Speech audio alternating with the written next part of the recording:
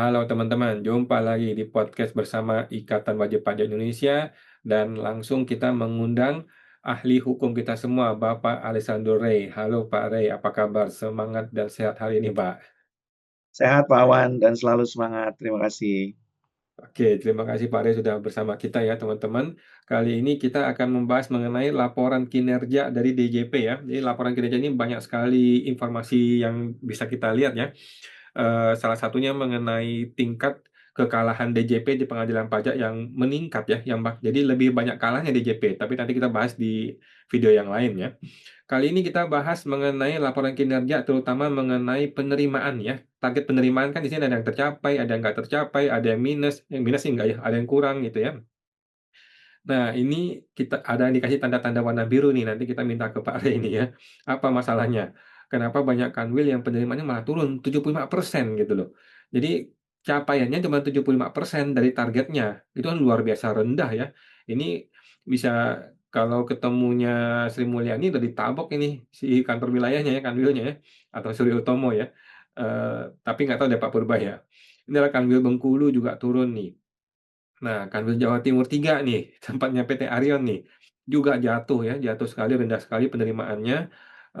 Kanwil Kalimantan Timur Utara juga jatuh sekali penerimaannya 64%. Ini kan hampir setengah teman-teman ya. Ini ngapain orang-orang ini nggak kerja ini mereka ini? Atau mungkin kerja tapi ada yang nggak beres gitu ya. Nah, ini juga ada nih dari Kanwil DJP Aceh 74%, Sumatera Utara 1 75%, Lampung nih, Lampung 85% doang. Ini adalah 86%, Jatim 3-nya. Nah, yang ini. Nah, mungkin kita tanya ke Pak Rey nih. Apa masalahnya Pak Rey dengan teman-teman Kanwil ini banyak yang nggak capai atau mungkin Bapak punya pengalaman dengan pihak-pihak Kanwil tersebut.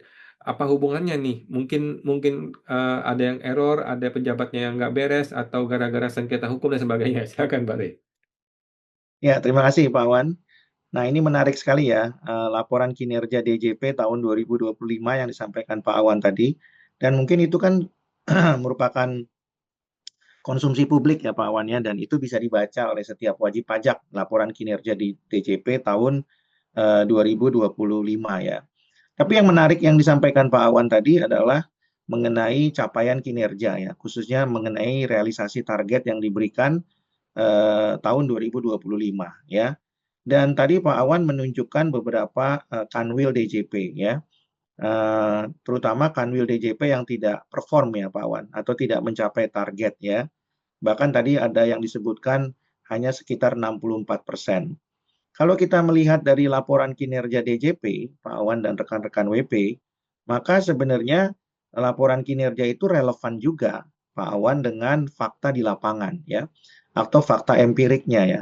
Ternyata berdasarkan pengalaman kami, Pak Awan, ya, yang kemudian juga pengalaman beberapa anggota IWPI dan juga pengalaman anggota P5I, ternyata laporan kinerja ini eh, mempunyai relevansi yang nyata di lapangan dengan para anggota IWPI maupun P5I ya, mungkin juga dengan Pak Awan, karena apa yang dilaporkan itu memang relevan dengan fakta yang terjadi di lapangan ya, di mana ada beberapa fakta yang memang cara mencari target melalui pemeriksaannya itu kurang bisa memberikan rasa keadilan begitu ya, sehingga muncullah sengketa atau kasus ya.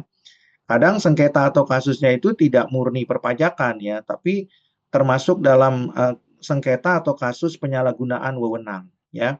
Nah, yang menarik untuk dicatat Pak Awan adalah kalau kemudian sengketa atau kasus itu masuk ke ranah penyalahgunaan wewenang, nah faktanya ya target mereka tidak tercapai. Harusnya kan Pak Awan kalau mereka menyalahgunakan wewenang, targetnya harusnya lebih dari 100% ya. Karena menggunakan kewenangan secara sewenang-wenang. Kan harusnya begitu. Tapi ternyata faktanya tidak loh. Yang Pak Awan tampilkan tadi itu adalah pengalaman empirik yang dialami oleh banyak wajib pajak ya. Juga dialami oleh banyak beberapa banyak praktisi pajak gitu ya dari berbagai macam organisasi. Nah, jadi memang kalau kita bicara laporan tadi sangatlah relevan sekali dengan fakta yang terjadi di lapangan ya. Nah, tentunya tadinya kami berpikir harusnya itu berbanding terbalik, Pak Awan. Kalau mereka menggunakan kesewenang-wenangan atau murni kewenangan, harusnya kan di atas 100% gitu ya. Karena apa? Karena dengan menggunakan kewenangan, mereka bisa mendapatkan penghasilan atau pendapatan dari pajak itu lebih cepat dan lebih besar gitu ya. Tidak perlu melakukan sesuatu secara prosedural. Misalnya pemeriksaan. Kalau pemeriksaan ternyata tidak dilakukan secara prosedural, ya tapi dilakukan dengan kekuasaan, mungkin kan nilai SKP-nya lebih besar, Pak Awan. Ya, mungkin begitu ya. Tapi ternyata kan faktanya ini tidak. Nah, apa yang menjadi penyebab?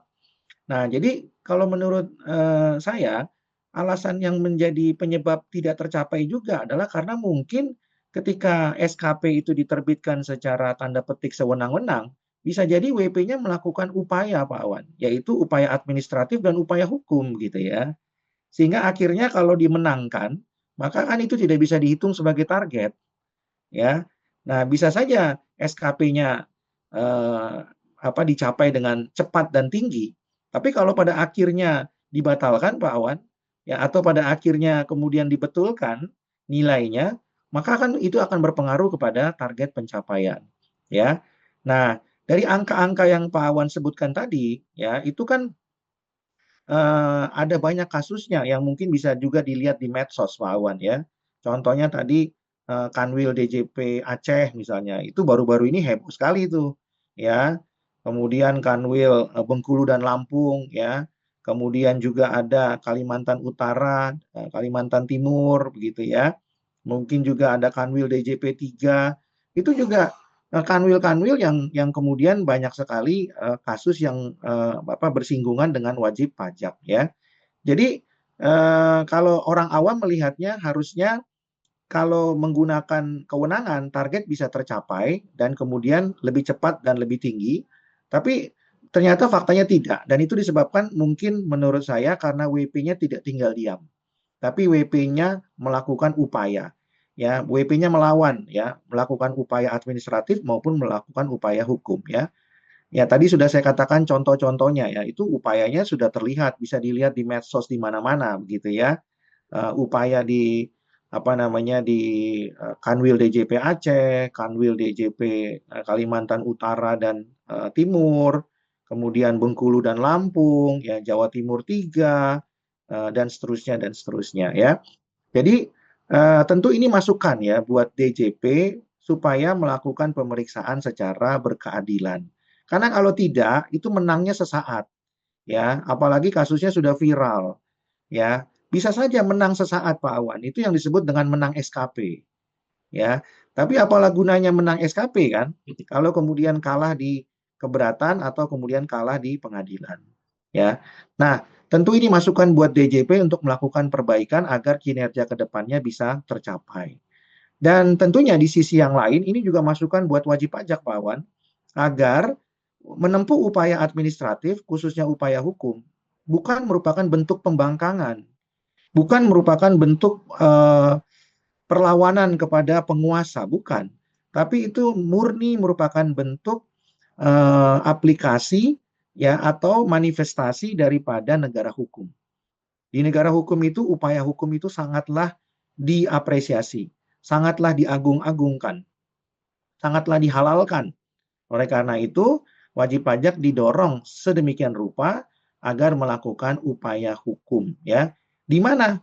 Ya bukan saja di pengadilan pajak ya, bukan saja di Mahkamah Agung, tapi juga di pengadilan-pengadilan lain, pengadilan negeri, pengadilan tun ya, Komisi Informasi Pusat, Ombudsman dan lain-lain sepanjang itu merupakan forum hukum. Jadi forum hukum apapun Pak Awan, baik itu di dalam maupun di luar pengadilan, itu yang disebut dengan istilah litigasi maupun non litigasi, semuanya itu sangatlah uh, didukung ya atau sangatlah halal untuk dilakukan oleh wajib pajak dan itu bukan merupakan bentuk pembangkangan ya atau retaliasi warga negara terhadap penguasa atau pemerintah yang sah ya bukan tapi sebaliknya itu adalah merupakan ya manifestasi aplikasi dan juga wujud nyata bahwa negara kita adalah betul negara hukum, rule of law, dan oleh karenanya hukum harus jadi panglima, supremacy of law.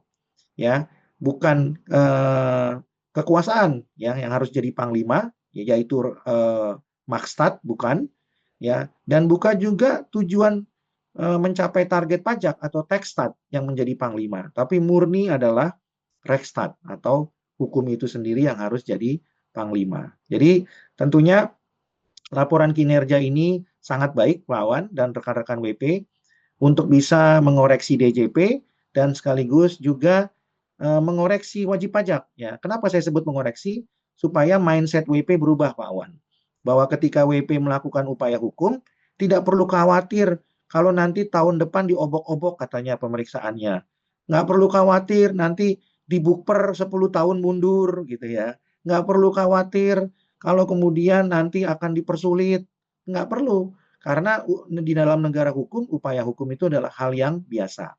Tapi tentunya ya kita juga harus mengingatkan kepada WP supaya compliance pemenuhan kewajiban perpajakan itu dilaksanakan dengan baik. Demikian Pak Wan. Oke, terima kasih Pak Rey ya, luar biasa informasinya. Jadi tindakan yang error sewenang-wenang justru tidak baik ya bagi DJP itu sendiri, justru menyebabkan targetnya nggak tercapai gitu. Percuma menang di SKP tapi kalah di pengadilan. Nah, tentu aja bagi wajib pajak ya, jangan ragu-ragu untuk menempuh upaya hukum seperti kata Pak Rey ya. Di negara hukum, melaksanakan hukum ya bukan berarti pembangkangan ya, justru itu sesuatu yang sesuai dengan hukum. Baik, makasih Pak Rey. Kita jumpa lagi Pak di podcast berikutnya Pak. Makasih Pak. Ya, terima kasih.